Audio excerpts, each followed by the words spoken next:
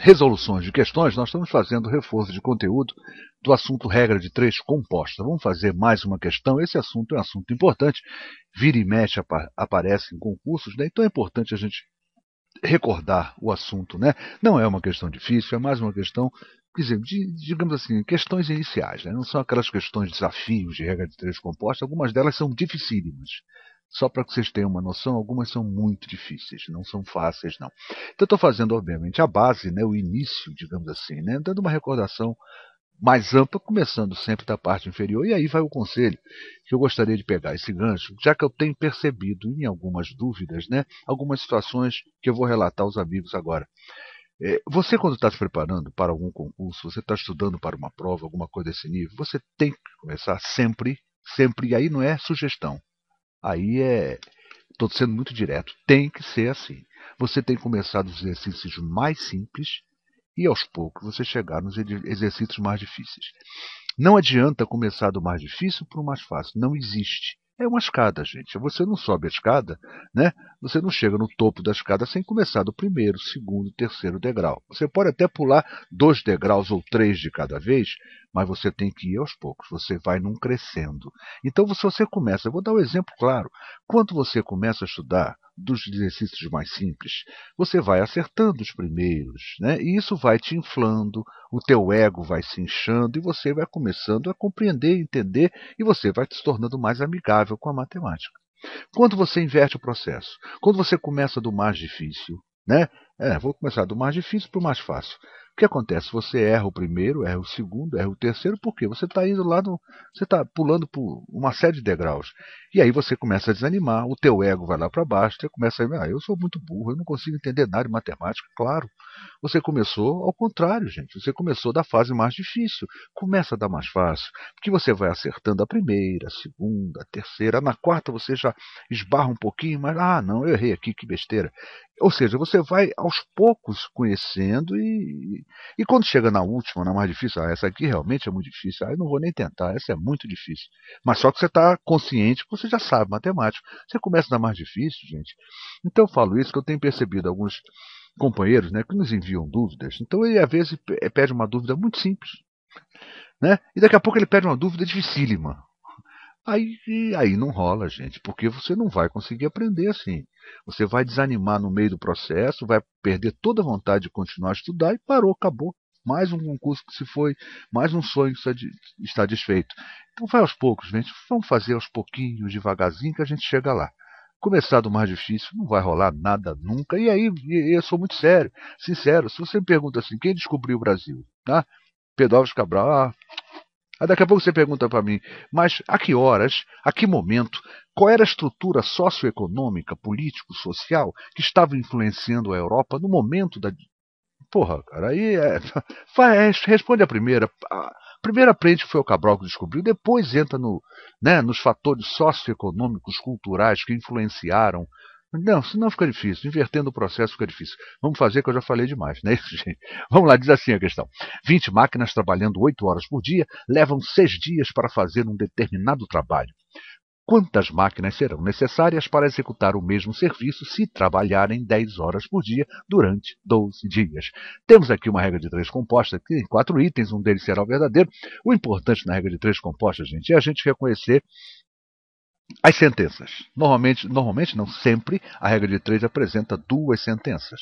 Numa delas, né, normalmente a segunda sentença tem a incógnita do problema. Perfeito? E vamos reconhecer também quais são as grandezas envolvidas. Por exemplo, nesse exercício, olha aqui, eu tenho quantidade de máquinas, eu tenho trabalhando 8 horas por dia. Inicialmente, as nossas grandezas. Olha só, eu tenho aqui 20 máquinas trabalhando 8 horas por dia. Isso é jornada de trabalho, né? Número de horas que eu trabalho por dia. E aqui eu tenho tempo, 6 dias. Então eu tenho 3 grandezas e essa já está formando a minha Primeira sentença. Vamos ver a minha segunda sentença, o que ela está dizendo? Olha só. Quantas máquinas, olha só, são necessárias para executar o mesmo serviço e trabalharem, olha aqui, 10 horas por dia, olha a jornada. E olha o tempo aqui. Então eu tenho três grandezas. Vocês percebem que na segunda grandeza é que eu tenho quantas máquinas. Então as máquinas, a quantidade de máquinas é a nossa incógnita, não é isso? É a incógnita do nosso problema. Vamos tentar resolver, gente? Vamos montar bonitinho, né? Fazer na nossa folha bonitinha, com capricho, que a gente chega lá. Quer ver? Olha só. Vou montar minha primeira sentença e vou escolher a ordem, né? Onde está incógnita. Isso é opcional, não é obrigatório, né? Eu preferencialmente vou fazer isso, fica mais simples de trabalhar o restante do problema, tá bom? Olha só, eu vou relacionar. Ele falou quantas máquinas, então já vi que máquinas vai começar meu problema. E até porque lá em cima ó, começa 20 máquinas, trabalhando 8 horas por dia, levam 6 dias. Vamos montar então a primeira sentença. Olha só, 20 máquinas. Olha aqui a grandeza máquina, grandeza jornada, grandeza tempo. 20 máquinas, trabalhando 8 horas por dia, levam 6 dias para executar determinado serviço. Perfeito? Vamos ver a segunda sentença, onde tem a incógnita. M máquinas, chamei de M a quantidade de máquinas, tá bom? M máquinas, trabalhando 10 horas por dia, farão em 12 dias. Quantas máquinas serão necessárias, trabalhando 10 horas por dia, para executar o serviço em 12 dias? Perfeito, gente? Montamos a nossa regra de três composta, nossa tabelinha. E agora vamos fazer o quê? É a parte importante e fundamental da regra de três composta. É analisar como se comportam essas grandezas. E aí o que, eu vou fazer? Eu vou comparar as grandezas que eu conheço, os dois dados, né? Tá certo? As duas unidades, e vou compará-la com a grandeza que contém a incógnita. Então eu vou comparar o seguinte, ó, jornada com o número de máquinas, e depois vou comparar tempo com o número de máquinas. Isso é obrigatório? Não. É opcional, eu posso fazer comparação com qualquer uma delas, mas a gente sempre usa isso, que fica mais fácil montar o nosso problema. Tá bom? Então, vamos lá então, olha só. Vamos comparar jornada com máquinas para saber se isso é diretamente, se é inversamente. Olha só, eu tenho aqui, ó. Se eu trabalhar 8 horas por dia, eu preciso de 20 máquinas. Se eu aumentar para 10 horas por dia, eu vou precisar de mais máquinas ou de menos máquinas? Essa é a comparação. Se eu precisar de mais máquinas, é porque essas grandezas são diretamente proporcionais. Aumentou aqui e aumentou aqui. Perfeito? E quando aumentar aqui e diminuir ali? Quer ver só o exemplo? Ó? Eu trabalhava 8 horas por dia e para isso eu preciso de 20 máquinas para fazer num determinado tempo. Eu vou deixar ele de lado lá, hein? 8 horas por dia eu preciso de 20 máquinas. Se eu aumentar para 10 horas por dia, vocês concordam comigo que eu não precisarei de tanta máquina?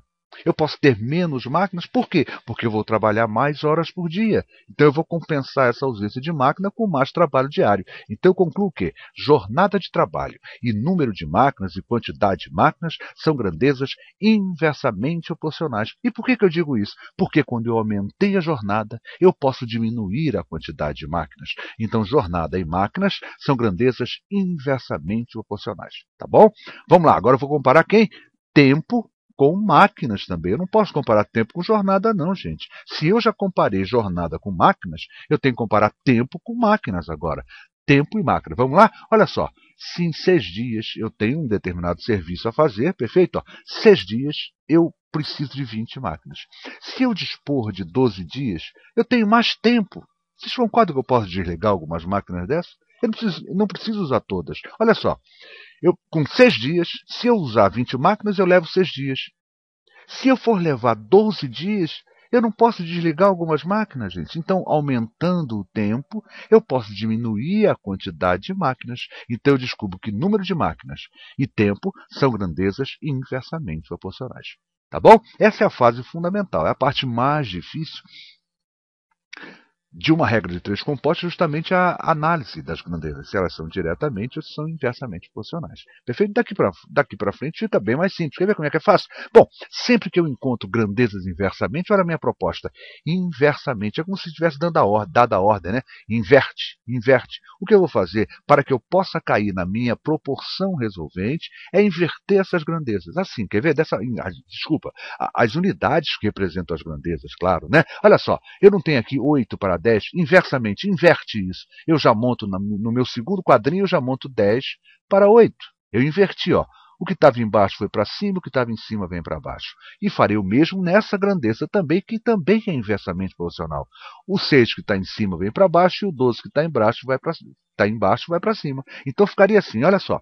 Quando eu faço essa inversão, a minha grandeza passa a ser diretamente proporcional. E eu preciso, para montar minha proporção resolvente, de que as grandezas sejam todas diretamente proporcionais. Agora, deixo claro uma coisa.